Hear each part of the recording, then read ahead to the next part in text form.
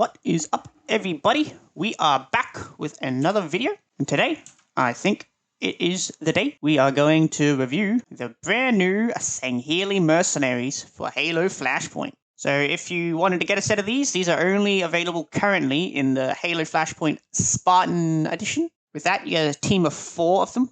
Mantic have said in the future they will probably bring out more, like a big release. I don't know if that's going to be more elites or going to have brutes in it, but for now, let's just go through these data cards. So I think the first thing to note is the names of these units. So they're all called Sangheili Mercenary. So you got one with a needler, you got one with a plasma rifle, one with a storm rifle, one with a energy sword, but they're all called Sangheili Mercenary. This is a bit different to the Spartans, because each Spartan is called Spartan something. So for the Spartan Brawler, it's Spartan Brawler. Spartan is the faction, then Brawler is the specific model with its, bulldog shotgun and whatnot. But the elites don't seem to follow this naming convention, where they're all called Sangheili Mercenary, but they have a different loadout. This is also reinforced by their special order. So it's Sangheili Mercenary Special Order. That means Sangheili Mercenaries is the faction. Now, why that is a bit maybe concerning is that means you won't be able to mix your Sangheili Mercenaries with Banished Brutes or something, because they'll have a different faction name. And in Flashpoint, you're not supposed to mix factions, is what it says in the advanced, rule building book.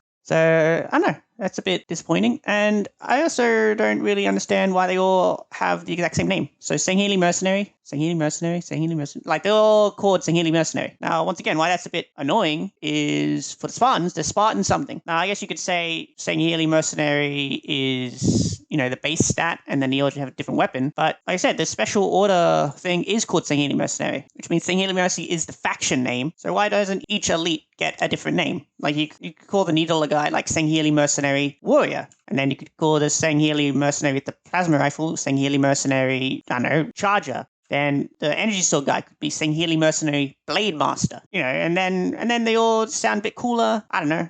That's just my initial thought about it. It's just going to be a bit weird going forward about how these models are supposed to work and like how the naming convention works in this game. But I think for now, that's my little nitpick about the names done. So I'll actually review the model cards. So for the Sangheili Mercenary with the Needler, I think the first thing we'll do is the base stats. So they have Energy Shield 3. So that's 1 more Energy Shield than the Spartans get as a base. And they come with the keyword Evade. Now for you that don't remember, I'll go through it. Evade. Some soldiers are skilled at jinking and rolling out of the way of incoming fire and using the opportunity to progress across the arena. When an unpinned model with the Evade keyword is the subject of a shoot action but is not killed or pinned, or subject to any force movement, and may make an immediate 1 cube advanced action. This may trigger an assault action as normal. So all the Sangheili Mercenaries in this Spartan edition will have Evade. So why that's pretty cool is they're going to be some pretty quick boys. They're going to be moving down the field pretty quick anytime they don't die. And for the one with the sword, that's going to be good news for him.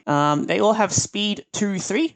So that's similar to the base Spartans, except the Zvezda. So once again, pretty good. They all have range 4, fight 4, survive 4. So that is probably a bit better than, I guess that is the average good soldier stat is 4-4-4. So that makes any D8 roll a bit better than 50-50. Probably just put it on screen. But it's a good stat. Their armor 1, so 1 less armor than the Spartans, and HP 3, so 1 less HP than the Spartans. So it's interesting they have an extra shield, but less armor and less health. And I guess we'll have to play test and see how that goes in game. I guess energy shields aren't that hard to take down, so it might actually be better in the long run. I think it's definitely better in the long run to have better armor than better energy shield. But like I said, we'll see play testing how they go long term. So we'll go down to the weapons. So first up, close combat. Energy daggers, range CC, armor piercing 1, keywords smash. So once again, for you that don't know, smash and then the number is how many extra dice you get to add if you're the one in an assault action that's fighting. So if the elite warrior charges someone, they get 3 for the charge, then +2 for being the charging model, and then with smash they'll be able to add 1 extra. So it'll be up to 6 dice anytime they fight. So that is pretty good for them. AP 1 is pretty average, to be honest, compared to the Spartan knife knife, which is, yeah, AP2. And the Spartan knife also got energy shield disruptor. I don't know, I think Smash 1 is good, but maybe energy shield disruptor is a bit better just to get through the shields. It's better to have a guaranteed way to reduce shields than it is just to roll 1 extra dice and maybe use that extra dice to reduce the shield. But once again, we'll just have to see.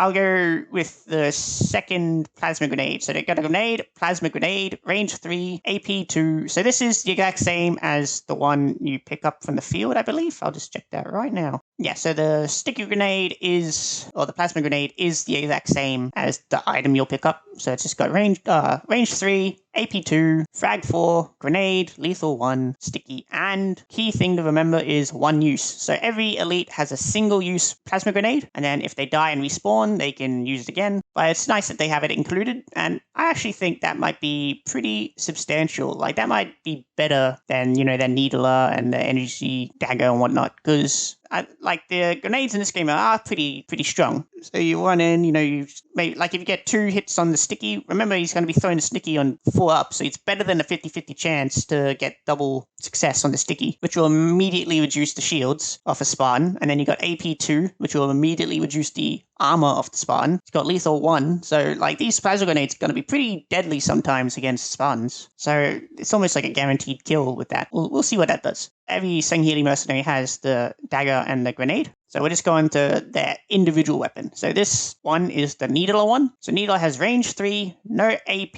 lethal 1, rapid fire, and weight of fire. I think a weapon as iconic as the Needler would definitely have like weight of fire 3. Because the whole point is, it tracks the target.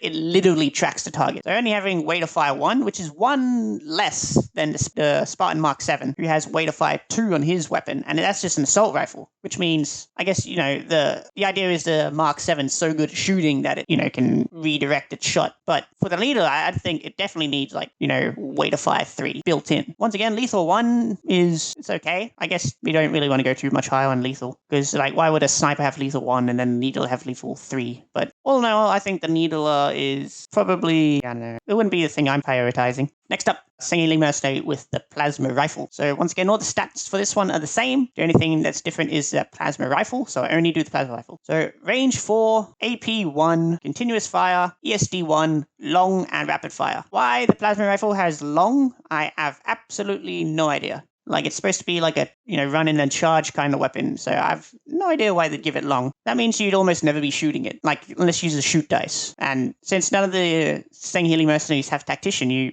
only have 2 command dice. I don't know why it's long. ESD 1's okay, rapid fire, continuous fire is a pretty big downside, I think. I guess it gives it weight of fire 2. I've already done a video about why I don't really like the keyword continuous fire. Yeah, so it's just weight of fire 2, and then you have to take like a survive test at the end of it. So, like, I don't know. Once again, the plasma rifle's pretty lackluster, I think. I don't think it's going to be doing a lot of damage. I guess the main thing for the elites is their grenades, maybe. I don't know, next one. The Storm Rifle. So this one is, I guess they've called it a Pulse Carbine. My bad. I thought it was Storm Rifle. Pulse Carbine, range 4, AP 1, ESD 1, weight of fire 1. So it's almost just I don't know. I don't know why this one would have, like, not long. I think the plasma rifle, like, you'd almost just switch the Pulse Carbine and the plasma rifle. And I think that would maybe make a bit more sense for, like, terms of what they do. Because the Pulse Carbine's more like a, sit back and shoot kind of weapon. And then the plasma rifle's more like a get up in their face kind of weapon. So why... Weight of Fire 1, ESD 1 is pretty lackluster once again. I don't think it's going to be doing a lot of damage most of the time. Now onto the main guy, the one with the energy sword. So he literally just gets an energy sword. So it's the exact same as the weapon you can pick up. So it's just AP3 on the close combat, side, ESD 1, lethal 1. I think we all know how strong the energy sword can be. Same thing for and like hitting on 4s is pretty good on fighting. So I think the energy sword guy is probably the best elite, and I'm sure everyone's going to come to that conclusion. But just because the inbuilt energy sword, and then like I said, you got the grenade, so you could possibly grenade someone, then sprint in and energy sword them to death, and then use a move dice and just kill someone else, and be pretty nuts with him. So, but I guess the downside is he hasn't got a ranged weapon built in, but you can just pick up one, give it to him. So I think he is definitely going to be the one you want to bring most of the time. Then we're on to the Sangheili Mercenary Special Order. So the Special Order is where they really seem to shine. So after an activation by either player, the Special Order command dice result may be spent to remove the activation token from a single Sangheili Mercenary that is off the board due to being killed but not yet respawned. This means the controlling player can and must take a turn to activate the model before the end of the current round. So basically, if a model's dead and is activated, you can unactivate it and respawn it, which is pretty goddamn nuts, I think, because that means you can go up to 6 activations in a 4-man team, because remember, you only get 2 command dice, and if you roll double special order, it'll give you 2 respawns potentially. So you can go up to 6 activations on a turn, because if you activate the elite, it dies, and then you activate another one and it dies. You can respawn both those elites, and then they come back with their grenades and whatnot, and they just kill some people, and it'll be a good time. I think the elites are going to be a bit better in objective-based game modes rather than kill-based game modes, because like I said, I think the only really killy elite is going to be the energy sword one. The stick grenades will probably give them 1 kill, but remember it's only 1 use, so they can't kill something again. So I'd definitely take like a Deadeye on a cube that's 3 high, just up there sniping someone, then a plasma grenade.